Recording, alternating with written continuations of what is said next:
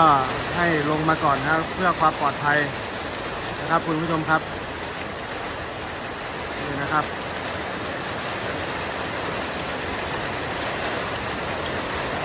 ใกล้จะเสร็จแล้วครับแต่ฟ้าฝนก็